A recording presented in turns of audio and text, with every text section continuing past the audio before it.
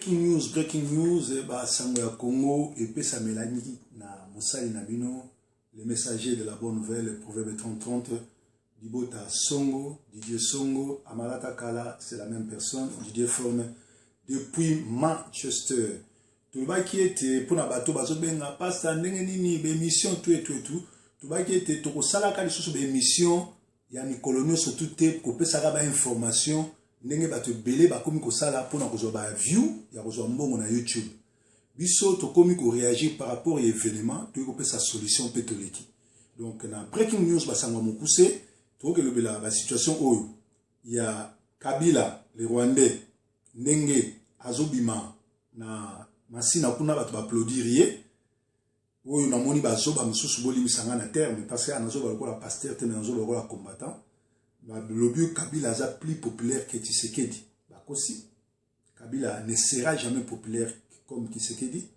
Kabila va Congolais va otika kolinara jamais. Kabila a tapé si chaque Congolais $10,000 na compte na ba votera été. Batoyo Kabila a bimisi wana ezali FCC ba zui batu na bango ba pesi bango moyena ba 500 francs 5,000 francs ba kende ko ganga. Parce que Kabila na mutu na ye azana mwa idée na kozongela bino na olisa bino pona nyazo sala bongo. To moni Jean-Marie Kassamba bolimi sanga c'est médiocre ali le fou du roi. C'est normal à se comporter ndengwana comme ça Kabila malgré ayebi ke Kabila za Rwandais ayebi ke criminel et yende mutu asala ki ba publicité à 5 chantiers oyu c'est réalisateur au lieu les casser na pardon. Azo continue kokumisa les Rwandais, criminels Rwandais, Kabila, tout simplement parce que Kabila pese musala. Chez nous, on a télé 50 Zaraïe, et Jean-Marie Kassamba, na mongo ya kosoma ma télévision te. Ils allaient chaîne ba pesaye pour na Kabila a pesaye pour asa la publicité na ye. Yango moni ye reconnaissance za nango envers Kabila, bozela ka tata mukolo moko akoya ko ba malamu mabe pour na Kabila. Jean-Marie Kassamba normalement mukolo to libéra ka Congo. Pour pendre publiquement na Pongabi ou ici ka babenga na stade Kamanyola to na Pascal parce que azali traître azali moko ya ba congolais o bazo supporter occupation rwandaise na Congo. To moni susu Alexis Tambwe Mwamba a dénigré ser na biso moko ya ba sénatrice. Alexis Tambwe Mwamba n'est pas congolais, il est burundais rwandais. Azali criminel recherché par les tribunaux internationaux parce que Aïba, parce que Aboma, parce que Azala Kibongo rebelle. Et ce qui est bien Alexis Tambe Mwamba, à cause de Kaza juriste, à cause de Azali Bongo Soki avocat, et pourtant, à Tikala pour défendre ta thèse mon côté, Azape Maël était d'ailleurs dans le dossier où il y a congrès, autant que l'aksaye que Ayebi Makambo il y a loi te la constitution donc azali mutu oyo na ba agent na ba crime sala et puis aza galanté c'est-à-dire mobali oyo azo sambisa mwasi en public azali galanté même moi soit na sala ki mabe même moi c'est na sala ki avance yo koki ko yate ko dénigrer na télévision na miso bato cela prouve en suffisance que a respecter Kabasité c'est un dictateur et azali moto faut pas porter plainte et je remercie la dame qui s'est levé pour nous dire que Azo mérité qu'on a la président et a parlementaire. Donc bon moni batu ya FCC bazali bomo ba médiocre oyo ata lelo bazo batama na sim alliance na bango basali na mona Tshisekedi mais ayi bango to kokanga bango pe ba kosamba. To ya ko lobela susu makambo oyo zo leka na Congo président de la République Tshisekedi Kabila sali nyon surtout à distraire à sali nyon surtout 2 premières années naïe et ça il y a mouyibi il y a distraction à perdre de popularité à tela qui est vital kamere pembeni pour abomelaye ba collaborateur n'enyoso pe a sapé réputation ya président Dieu merci ba betisi chitasima ba yego timbelaye donc Kabila siko azako salake ba bebi sa réputation ya Tshisekedi ba ba ina Tshisekedi mais Kabila zobo sanake na constitution ya Congo akozonga ka lisusu présidenté constitution ya Congo ezoba oko se présenter 2 fois après au commis sénateur à vie donc Kabila akozonga ka lisusu président Congo te Donc Kabila il faut y bango na bato tout bazo kanisa ke Kabila ozonga président Congo akozonga kate Kabila place na ye eza soki liwate ezali bongo na CPI. Alors ba jero ozomo na Kabila azobimaka en public Kabila mwasi na ye azotonga bopito mwasi na ye azopesa ba don mwasi na ye basali même ba masque oyo asali publicité ne ba masque wana ezali ba masque oyo azosala ezali bongo oyo babengaka propagande abandi déjà propagande et puis ba masque wana ba congolais bo tumbango ezana ba poison boyeba ke lipasa na ya lukuta ayaka na ba masque oyo ezaki bien te mwasi na ye ayaki na ba kisi oyo ezaki bien te boyoka nzi ba masque Kabila ozala bien.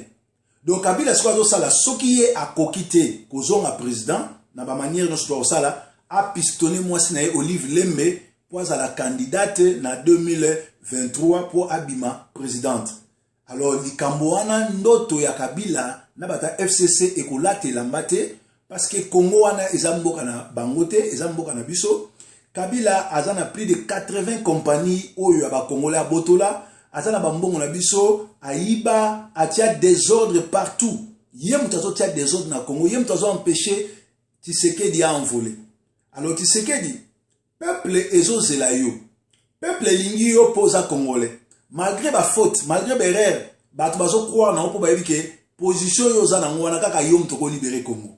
Mais problème makasi ezani bima na ba distraction ya kokendaka na ba futilité.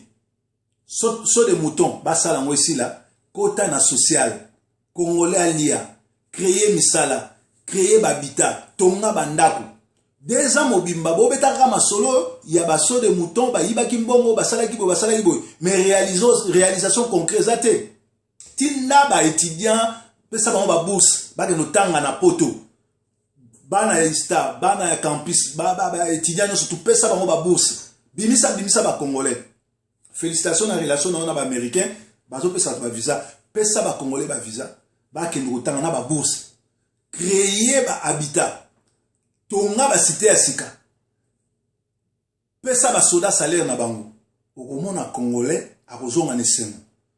RTNC luka mutu moko ya solo azonga na RTNC doko la directeur ya programme télévision zonga ndenge tozali tango Kinshasa samedi variété samedi soir ezala ba variété ya kala ba télévision ba émission lokola ba Caribou ba émission lokola ba nini vedette en herbe télévision ezonga nelengi et lisusu tozana ba lokola ba Zakari babaso o ba Eshua akanisa kisoka azongi shita sima akoyana ba émission po balanda ye muto azali mayeli muto akola za intelo alandaka Zakari te Zakari n'a rien à nous dire Zakari azana eloko akoyebisa biso sute. Donc batoko ba Zakari il faut bo zapara bango bolandaka bango te. Donc plan ya Kabila oyo azobimaka bato ba ovationner ye bato ba betele maboko asala ki on ba Congo asala ngo suna kingakati na kingasani ezali plan moko azolinga koyebisa bato ke Félix a échoué ba zongela ye ba luka ye ya zonga. Félix ata échoué akotika la wana po za congolais Kabila yozali criminel rwandais ozana place ni na Congo ozana place ni même bourgmestre ya commune ozana place onati otika kozonga ka jamais. Alors ba scénario na yo oyo zo sala ya ko benga bato pesi bango ba 5000 francs po ba yembelo ba betelo maboko ezali nango théâtre to stoye bayo talana noza mal propre oza jeune oza trop jeune oza jeune papa mais oza mal propre tu n'arrives même pas à soigner ta coiffure ton apparence tu apparais comme les monansem. Les monansem a plus de 70 ans mais yo na ye bozo paraître nemo président Sassou a plus de 70 ans il paraît trop jeune que yo Kabila. Donc ozana no mal propre ozana no salité okoza président ba congolais. Donc ba jeune yo oyo ya kopesa tumbongo ba vationner ba betelo maboko esimbité ou raté. Donc biso ba congolais toye ba ki Kabila zo sala ba jeune ye po bato ba lemba Tshisekedi mais to soutenir Tshisekedi a réussir mandat na ye a kangela biso Kabila a kangela biso Roberwa a kangela biso ba Rwandais nyonso tout. Et loko oyo biso tozo mona passe tozo regretter pourquoi président de la République na est bazoboma na Congo ba armée rwandaise koti Paul Kagame toko compter sérieux te fois wanga mais yo présidence de la République ozo velo moté Et pourtant, biso nous toyebi ke ba Rwandais ba na kati ya mboka. Ti na kati ya armée ba Rwandais bazali.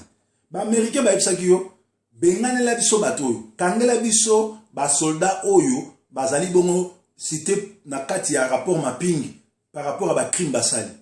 Pour la nuit nous tardé au Canada.